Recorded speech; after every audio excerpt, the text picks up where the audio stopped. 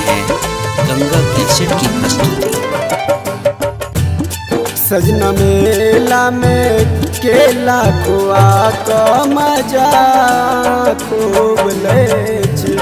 सजना मेला में केला खुआ क मजा खूब ले छी।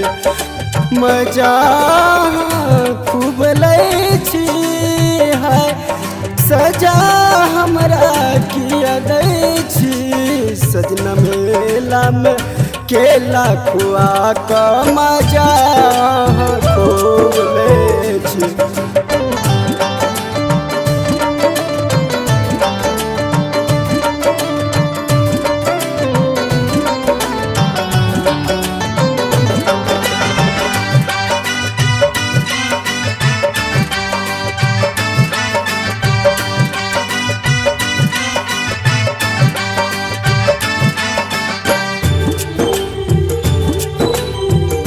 आप सुन रहे हैं गंगा कैसेट की प्रस्तुति।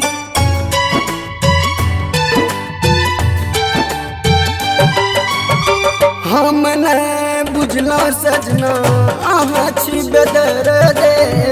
जरत रात कोना कटते जसर दे।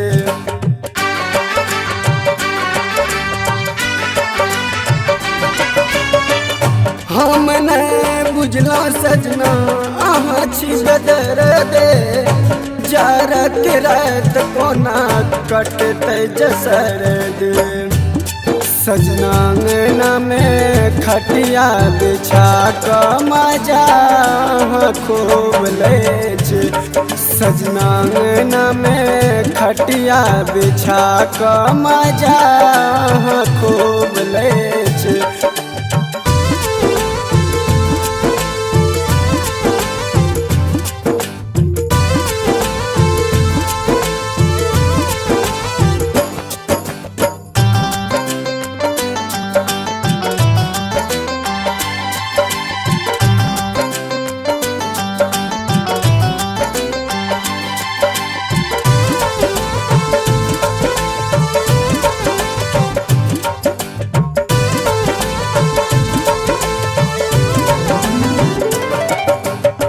छोरू छोरू सैया हमार कलाए। नहीं छोड़ब तो राजा सोच के दे बताए।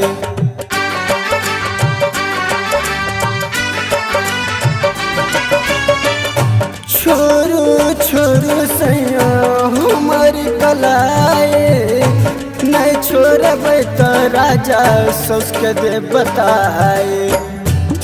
सजना रतिया में तकिया लगा क मजा खूब ले छी।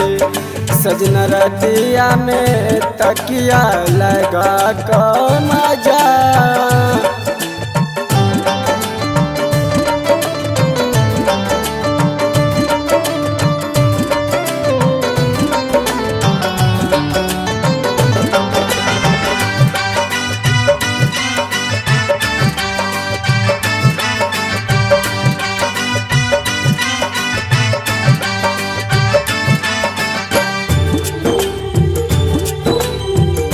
आप सुन रहे हैं गंगा कैसेट की प्रस्तुति।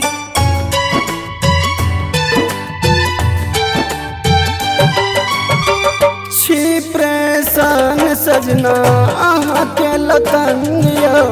बात नहीं बुझब राजा चल जायब गाम यो।